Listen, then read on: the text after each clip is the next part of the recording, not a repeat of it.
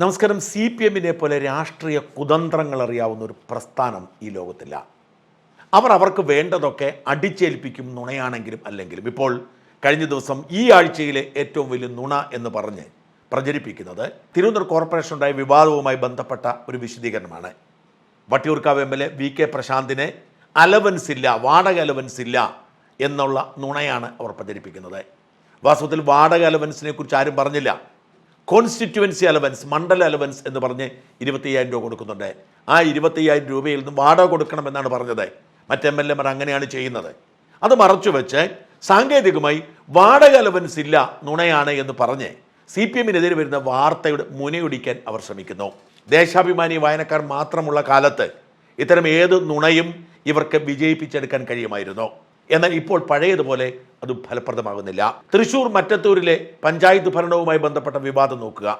മുഖ്യമന്ത്രി പിണറായി വിജയൻ അടക്കമുള്ളവർ പറഞ്ഞത് ഒറ്റയടിക്ക് സകല കോൺഗ്രസ് പ്രതിനിധികളും BJP ആയി മാറിയെന്നാണ്. ഇത് CPM അതിശക്തമായി അടിച്ചേൽപ്പിച്ചപ്പോൾ കോൺഗ്രസ് പാർട്ടി പോലും ഒരു നിമിഷം പകച്ചു പോവുകയും ആ പാവ മെമ്പർമാർക്കെതിരെ നടപടിയെടുക്കുകയും ചെയ്തു. വാസ്തവത്തിൽ എന്താണ് മറ്റത്തൂരിൽ സംഭവിച്ചത്? മറ്റത്തൂരിൽ CPM വളഞ്ഞ വഴിയിലൂടെ ഭരണം പിടിക്കാതിരിക്കാൻ ഒരു സ്വതന്ത്രയ്ക്ക് കോൺഗ്രസ് പാർട്ടി പിന്തുണ കൊടുക്കുന്നു. ആ സ്വതന്ത്രയെ തന്നെ BJP-യും പിന്തുണച്ചു. ആ സ്വതന്ത്ര BJP-കാരി ആയിട്ടില്ല, BJP-യുടെ പ്രസിഡന്റുമല്ല, അവർ സ്വതന്ത്ര തന്നെയാണ്. എന്നിട്ടും CPM-കാർ പറയുന്നു, പിണറായി വിജയൻ പറയുന്നു, കോൺഗ്രസ്സുകാർ ഒറ്റയടിക്ക് BJP ആയെന്ന്. ഇത്തരത്തിൽ വടക്കേ ഇന്ത്യയിൽ നടക്കുന്ന അട്ടിമറിയൊക്കെ കേരളത്തിൽ കോൺഗ്രസ്സുകാർ ചെയ്തുകൊണ്ടിരിക്കുന്നു എന്ന് പറയുകയാണ് ഇവരുടെ രീതി. എന്നിട്ട് വടക്കേ ഇന്ത്യയിൽ ജനാധിപത്യം അട്ടിമറിക്കുന്ന, പണം കൊടുത്ത് അധികാരം പിടിക്കുന്ന BJP-യുടെ പുറത്ത് കയറിക്കൊണ്ടിരിക്കും. BJP-ക്ക് ജനാധിപത്യമില്ല, അവർ ജയിക്കാറില്ല, അവർ പണം കൊടുത്ത് ഭരണം അട്ടിമറിക്കുന്നു എന്നാണ് ഇവരുടെ ആരോപണം. എക്കാലത്തും BJP-യെ ജനാധിപത്യ വിരുദ്ധ പ്രസ്ഥാനമായി ചിത്രീകരിച്ച് CPM നീതിമാന്മാർ നടിക്കുന്നു. എന്നാൽ എല്ലാത്തരം നെറുകേടുകളും കള്ളത്തരങ്ങളും ഈ പാർട്ടിയിലാണ്. ഇവരിൽ നിന്ന് മാത്രമാണ് ബാക്കി എല്ലാവരും ഇതൊക്കെ കണ്ടുപഠിക്കുന്നത്. 2002-ന് ശേഷം വോട്ടേഴ്സ് ലിസ്റ്റ് പരിഷ്കരിക്കാത്തത് കൊണ്ട് തന്നെ മരിച്ചുപോയവർ അടക്കം, താമസം മാറിയവരടക്കം വോട്ടേഴ്സ് ലിസ്റ്റിൽ ഉള്ളതുകൊണ്ട് അത് പരിഷ്കരിക്കാൻ തീരുമാനിച്ച തെരഞ്ഞെടുപ്പ് കമ്മീഷനെതിരെ ഇവർ രംഗത്ത് വന്നു. എന്നിട്ട് ഇവിടെയോ അവർക്ക് വോട്ട് കിട്ടാത്തവരെ വെട്ടിമാറ്റുന്നത് ഇവർ പതിവാക്കുന്നു. ഇങ്ങനെ പറയുന്നതും പ്രവർത്തിക്കുന്നതും തമ്മിൽ ഒരു ബന്ധവുമില്ലാത്ത പാർട്ടി ഈ നാട്ടിലുണ്ടെങ്കിൽ അത് CPM ആണെന്ന് തെളിയിച്ചുകൊണ്ട് അവർ മുന്നേറുകയാണ്. ഇപ്പോഴിതാ BJP-യെ കുറ്റം പറയുന്നവർ BJP ചെയ്തു എന്ന് ആരോപിക്കുന്ന അതേ കുറ്റകൃത്യം അതിൻ്റെ ഏറ്റവും ഭയാനകമായ രീതിയിൽ നടപ്പിലാക്കിയിരിക്കുന്നു. വടക്കാഞ്ചേരി ബ്ലോക്ക് പഞ്ചായത്ത് തെരഞ്ഞെടുപ്പിൽ വിജയിക്കാൻ വേണ്ടി CPM കോഴ കൊടുത്തത് 50 ലക്ഷം രൂപയാണ്. ഇപ്പോഴത് വിവാദമായപ്പോൾ അന്വേഷണം പുറത്തു വന്നു. വടക്കാഞ്ചേരി ബ്ലോക്ക് പഞ്ചായത്ത് കഴിഞ്ഞ 15 വർഷമായി, അതായത് 2010 മുതൽ വലിയ ഭൂരിപക്ഷത്തോടെ LDF ആണ് ഭരിക്കുന്നത്. കഴിഞ്ഞ തവണ ആകെയുള്ള 13 സീറ്റിൽ 11 സീറ്റും നേടിയത് LDF ആയിരുന്നു. എന്നാൽ 2025-ലെ തെരഞ്ഞെടുപ്പിൽ LDF-ന് വിജയിക്കാൻ സാധിച്ചില്ല. LDF-നും 7, UDF-നും 7 എന്ന അവസ്ഥ വന്നു. സ്വാഭാവികമായും പ്രസിഡന്റ് സ്ഥാനത്തേക്ക് LDF-ൻ്റെയും UDF-ൻ്റെയും സ്ഥാനാർത്ഥികൾ വരും. നറുക്കെടുപ്പിലൂടെ ആയിരിക്കും തെരഞ്ഞെടുക്കുക. നറുക്കെടുപ്പിൽ കിട്ടാനും കിട്ടാതിരിക്കാനുമുള്ള സാധ്യതയുണ്ട്. ആ റിസ്ക് ഏറ്റെടുക്കാൻ CPM തയ്യാറല്ല. 15 വർഷം തുടർച്ചയായി ഭരിച്ചപ്പോൾ കാട്ടിക്കൂട്ടിയ അഴിമതിയൊക്കെ പുറത്തു വരുമോ എന്ന ഭയം തന്നെയാണ് അവരെ വേട്ടയാടുന്നത്. ഇപ്പോൾ 45 വർഷമായി CPM ഭരിച്ചിരുന്ന തിരുവനന്തപുരം കോർപ്പറേഷൻ BJP ഭരണം വന്നപ്പോൾ സംഭവിക്കുന്ന കാര്യങ്ങളെക്കുറിച്ച് ആശങ്കപ്പെടുന്നത് പോലെ തന്നെയാണ് വടക്കാഞ്ചേരിയിലും. അതുകൊണ്ട് അവർ എളുപ്പ വഴിയിലൂടെ ഭരണം ഉറപ്പാക്കാൻ രംഗത്ത് വരുന്നു.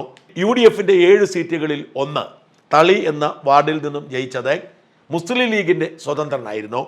എന്ന് വെച്ചാൽ മുസ്ലിം ലീഗിൻ്റെ സ്ഥാനാർത്ഥിയാണ് EU ജാഫർ എന്നയാളാണ് UDF-ൻ്റെ സ്ഥാനാർത്ഥിയായി, എന്നാൽ സ്വതന്ത്രനായി ജയിക്കുന്നത്. EU ജാഫറിനെ CPM ചാക്കിടുന്നു. മുമ്പിൽ വെച്ചത് 2 വാഗ്ദാനങ്ങളാണ്. ഒന്നെങ്കിൽ 50 ലക്ഷം രൂപ നൽകാം, നീ ഞങ്ങൾക്ക് വോട്ട് ചെയ്യുക, അല്ലെങ്കിൽ ബ്ലോക്ക് പ്രസിഡന്റ് ആക്കാം. ജാഫറിൻ്റെ കണ്ണ് മഞ്ഞളിച്ചു പോയി. രാഷ്ട്രീയത്തോട് വലിയ താല്പര്യമൊന്നുമില്ല, പ്രത്യേക സാഹചര്യത്തിൽ സ്ഥാനാർത്ഥിയായി കഷ്ടി ജയിച്ചു വന്നതാണ്. അപ്പോൾ ബ്ലോക്ക് പഞ്ചായത്ത് പ്രസിഡന്റ് ആയാലും വലിയ കാര്യമൊന്നുമില്ല. അതുകൊണ്ട് കിട്ടുന്ന പൈസ പോക്കറ്റിലിട്ട് സുഖമായി ജീവിക്കാം എന്ന് ജാഫർ തീരുമാനിക്കുന്നു. ജാഫർ ഈ സന്തോഷ വാർത്ത തൻ്റെ സുഹൃത്തും കോൺഗ്രസ് നേതാവുമായ മുസ്തഫയോട് തുറന്നു പറയുകയാണ്. സ്വതന്ത്രനാണ് പ്രസിഡന്റ്, അല്ലാതെ CPM-അല്ല പ്രസിഡന്റ്. അപ്പൊ അതുകൊണ്ടാണ് പറയുന്നത്, ഞാൻ ഇപ്പൊ ഒരു ഓപ്ഷൻ കിട്ടിയിട്ടുണ്ട്. അപ്പൊ അതുകൊണ്ട് ആ ഓപ്ഷൻ നമ്മൾ മാക്സിമം യൂസ് ചെയ്യാണ്. ഞാനേ എന്റെ ലൈഫ് സെറ്റിലാക്കാൻ വേണ്ടിയിട്ടാണ് ഞാൻ ജീവിക്കുന്നത്. അപ്പൊ അത് സെറ്റ് ആവാനുള്ള ഒരു ഓപ്ഷൻ വരികയാണ്. ഇവിടെ 50 ലക്ഷമാണ് ഇപ്പൊ ഓഫർ കൊടുക്കും, 1-2 റുപ്യല്ല. ഇതൊക്കെ ഇയാണെങ്കിൽ എന്റെ കണ്ണ് മഞ്ഞടിക്കും. വടക്കാഞ്ചേരി ബ്ലോക്ക് പഞ്ചായത്തിന്റെ പ്രസിഡന്റ്, ഈ എന്താ വിചാരിച്ച് പ്രസിഡന്റ് എന്ന് പറയുമ്പോ? അപ്പൊ പ്രസിഡന്റ് എന്ന് പറയുമ്പോ അതിന്റെ പവർ എന്താ നടക്കല്ലോ അറിയാം. ഇതാണെങ്കിൽ ഇപ്പൊ നിങ്ങളെ കൂടെ നിന്നാ അത് നറുക്കെടുത്താലേ കിട്ടുള്ളൂ. ഇതാവുമ്പോ ഒന്നും അറിയണ്ട, നമ്മളവിടെ പോയിരുന്ന് കസേരയിൽ കയറിയിരുന്നാ മതി. ഈ നാളെ നോക്കിക്കോ, നാളെ കാണാം.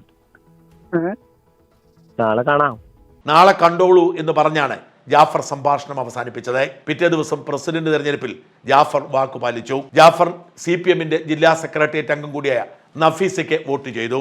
അങ്ങനെ നഫീസ ബ്ലോക്ക് പഞ്ചായത്ത് പ്രസിഡന്റായി. പിറ്റേ ദിവസം നടന്ന വൈസ് പ്രസിഡന്റ് തെരഞ്ഞെടുപ്പിൽ നിന്ന് ജാഫർ വിട്ടുനിന്നു. അങ്ങനെ വൈസ് പ്രസിഡന്റ് പദവിയിലും CPM എത്തി. എന്നിട്ട് ജാഫർ ചെയ്തത് എന്താണെന്നറിയാമോ?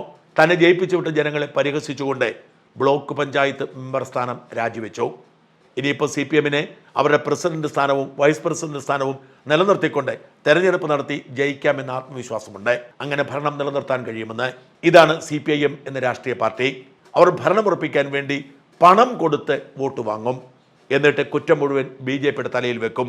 ഇതുപോലെ ഇരട്ടത്താപ്പുള്ള, നുണ പറയുന്ന, കള്ളത്തരം കാട്ടുന്ന, അഴിമതി കാട്ടുന്ന ഒരു പാർട്ടി ഈ ലോകത്തുണ്ടാവുമോ? അവസാനിക്കട്ടെ. അടുത്ത നിയമസഭാ തെരഞ്ഞെടുപ്പോടെ ഈ പാർട്ടി കേരളത്തിൽ അന്യം നിന്ന് പോകട്ടെ എന്ന് പ്രാർത്ഥിക്കാൻ മാത്രമേ നമുക്ക് നിവൃത്തിയുള്ളൂ.